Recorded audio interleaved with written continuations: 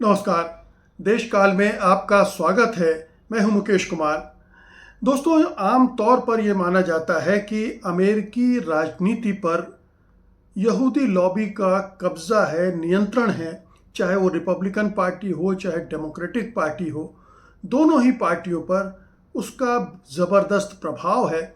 और चूंकि चुनाव के लिए फंडिंग के मामले में यहूदी सबसे अव्वल रहते हैं, वहाँ के वो बहुत धनी संप्रदाय से आते हैं, इसलिए उनका दबदबा है और वो अपने हिसाब से अमेरिका को चला रहे हैं। ये एक मोटी धारणा है। लेकिन क्या केवल अमेरिका में ही उनका ये दबदबा है? केवल अमेरिका को ही प्रभावित करने के लिए, ये उसकी नीतियों को, उससे मदद लेने के लिए ये सब काम इजराइल करता है? इजरायली एजेंसियां करती हैं, मोसाद करता है और वहाँ की यहूदी लॉबी करती है, जो कि America Israel political action committee के AIPAC के नाम से जानी जाती है। या फिर इजराइल ने केवल अमेरिका ही नहीं बल्कि दुनिया के बहुत सारे मुल्कों में भी अपना जाल फैला रखा है और हर महत्वपूर्ण देश को प्रभावित करने के लिए और दुनिया भर में किसी भी तरह से इजराइल का, इजराइल की नीतियों का, इजराइल के द्वारा किए जा रहे ह्यूमन राइट्स वायलेशन का, उसके वार क्राइम्स के खिलाफ आवाज़ न उठे, इसके लिए वो बंदोबस्त करता रहता है। दुनिया भर में फंडिंग करना, ऐसे ग्रुप्स खड़े करना उन देशों में जो कि वहाँ की सरकारों को प्रभावित कर रहे, उसकी नीतियों को प्रभावित करे और यहाँ तक कि वहाँ के प्रधानमंत्री चुनने तक में उसकी भूमिका हो जाए। आज हम इसी की बात करेंगे। हम एक एक देश में जाएंगे। बहुत सारे देश, सब सारे देश तो नहीं ले सकते हैं, लेकिन मोटे तौर पर जो यूरोप, मिडिल ईस्ट और अफ्रीका के मुल्क हैं उनका रुख करेंगे। वहाँ देखेंगे।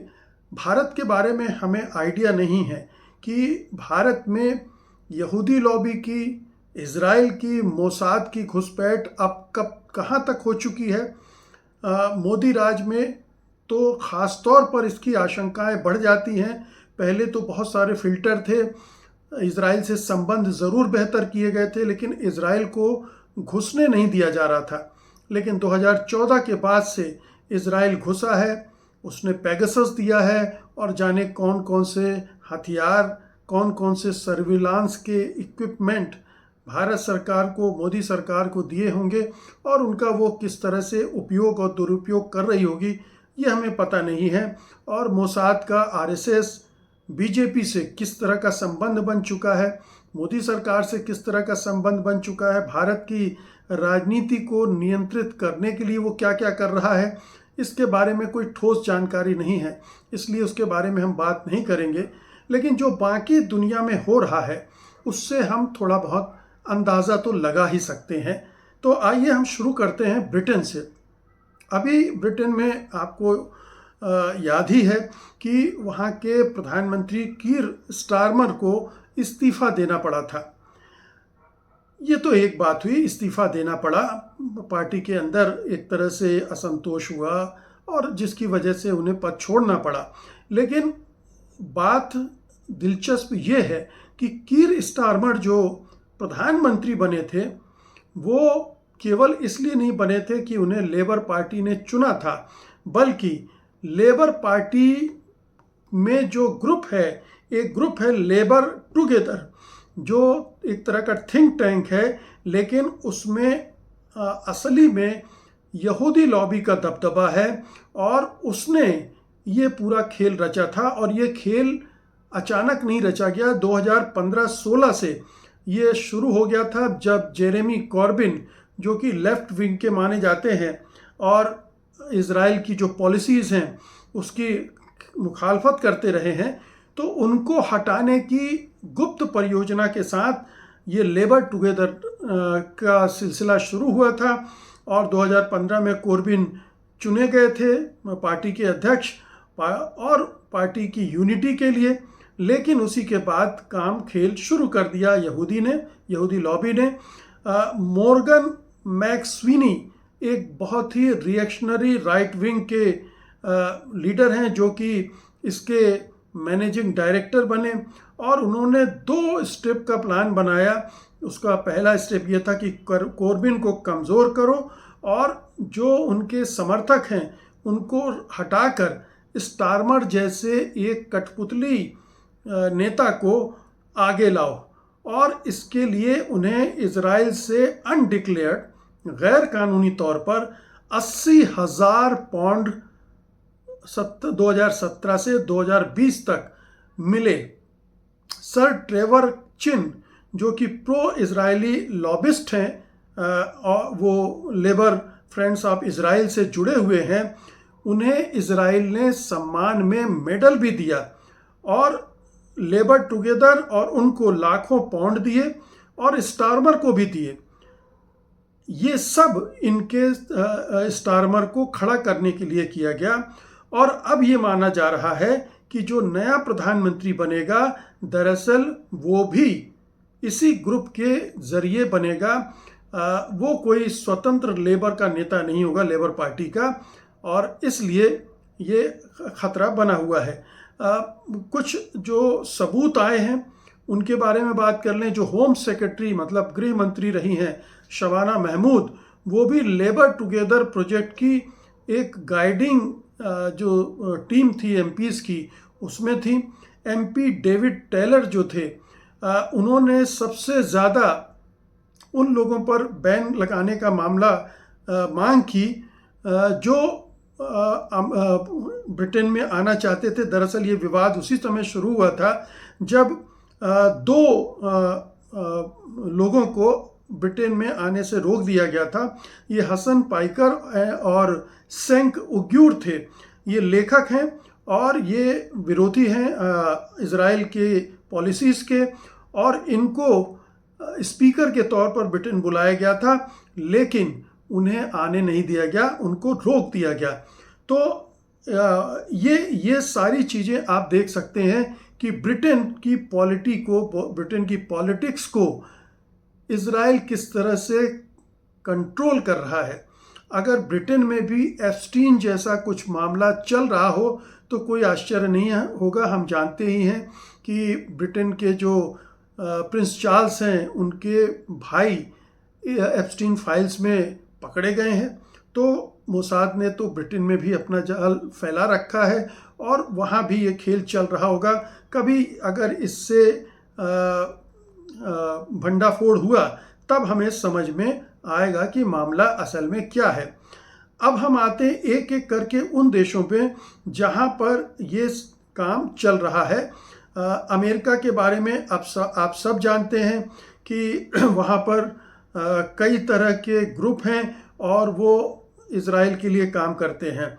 लेकिन अभी मैंने आपसे इंग्लैंड के बारे में बात किया, ब्रिटेन के बारे में बात किया। ब्रिटेन में जो लेबर पार्टी के अंदर की राजनीति है वो मैंने बताई, लेकिन इसके अलावा दूसरी पार्टियों में भी सक्रिय हैं यहूदी लॉबी के लोग और मोसाद।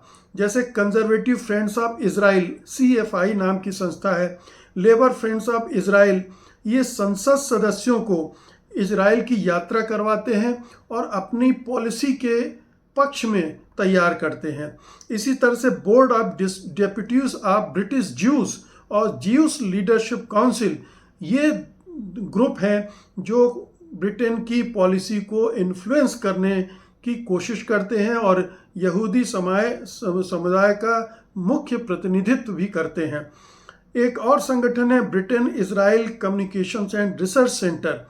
ये दिखाने को तो मीडिया एडवोकेसी करता है, लेकिन अंततः इसका भी खेल वही होता है। वो संसदीय समर्थन के लिए यात्राएं करवाता है लोगों को, पत्रकारों को, बिजनेसमैन को, नेताओं को, इन सब को। ये एक इनका है। फ्रांस में इजरायली लॉबी का ज़बरदस्त प्रभाव है। वहाँ पर CRIF काउंसिल रिप्रेजेंटेटिव डेस द इंस्टीट्यूशन जुएस डी फ्रांस, ये फ्रेंच लैंग्वेज में नाम है, मैं ठीक से हो सकता है प्रोनाउंस ना कर पाया हूँ। तो CRIF फ्रांस के यहूदी संस्थानों का बहुत ही प्रमुख संगठन है। ये राजनीति और मीडिया में बहुत प्रभाव रखता है और फ्रांस में प्रो इजरायली लॉबी बहुत प्रभावशाली है वहाँ की राजनीति, वहाँ के चुनाव को प्रभावित करने के मामले में।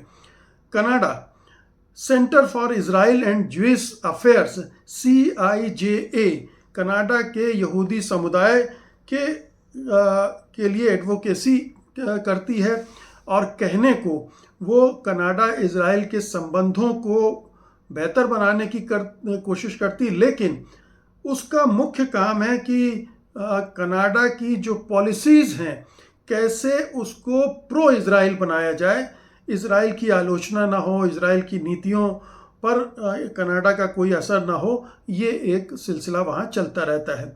फिर ऑस्ट्रेलिया लीजिए, Australia Israel and Jews affairs council AIJAC, ये ऑस्ट्रेलिया का सबसे प्रमुख प्रो इजराइल संगठन है। ये भी वही करता है, लॉबिंग करता है पॉलिटिक्स में, और माना जाता है कि जैसे अमेरिका में AIPAC है, वैसे ही ऑस्ट्रेलिया का AIJAC है। जो काम अमेरिका में AIPAC करता है वो यहाँ पर ये संगठन काम करता है। तो अमेरिका, ब्रिटेन, फ्रांस, ऑस्ट्रेलिया, इन देशों में किस तरह की सक्रियता आप समझ जाइए। जर्मनी, वहाँ भी central council of Jewish in Germany है।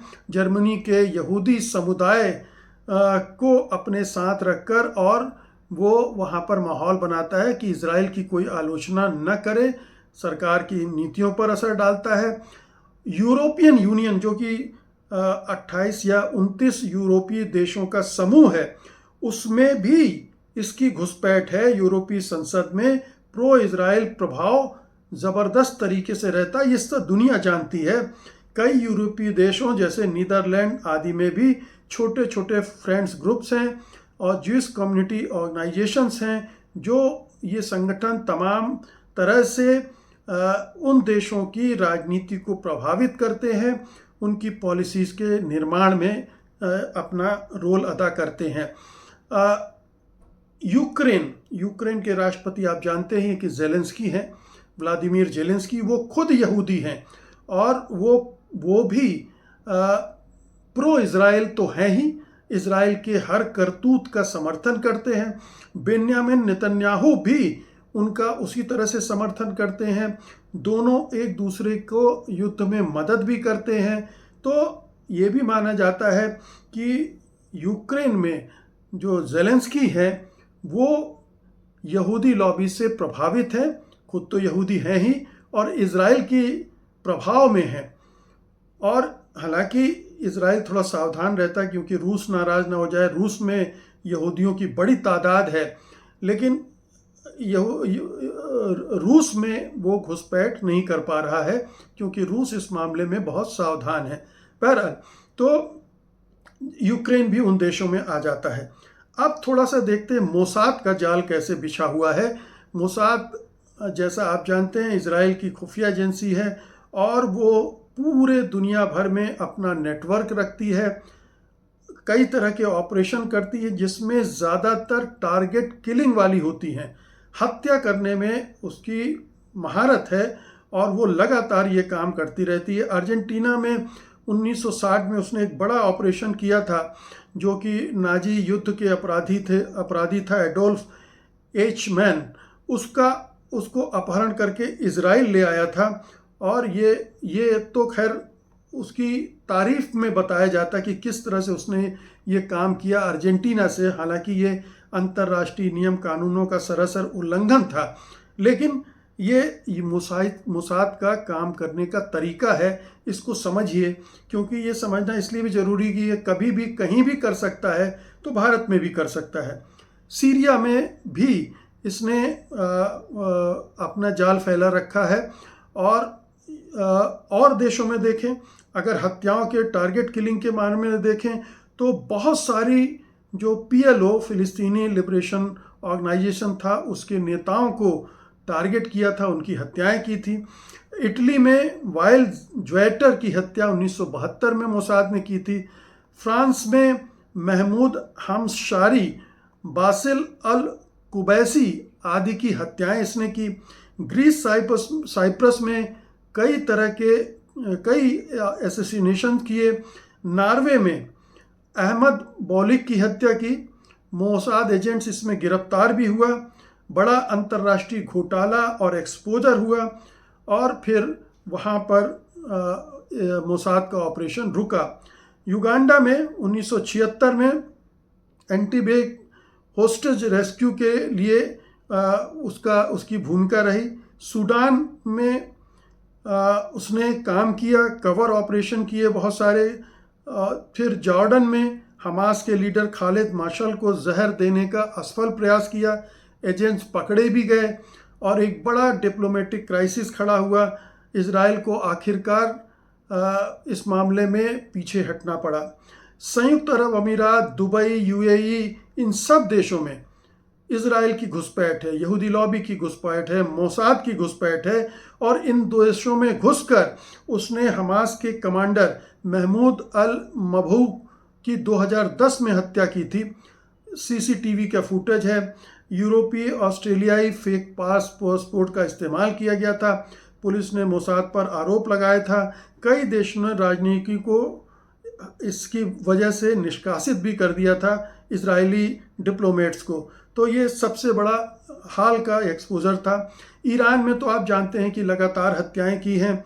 कई ईरानियन न्यूक्लियर साइंटिस्ट की हत्याएं की हैं, जिसमें वहाँ के सबसे मशहूर जो साइंटिस्ट थे मोहसिन फ़कीरज़ादेह, उनकी 2020 में हत्या की थी। 2018 में तेहरान के न्यूक्लियर एक्टिव से 1 लाख से ज़्यादा दस्तावेज चोरी किए थे और ये मोसाद ने खुद स्वीकार किया है।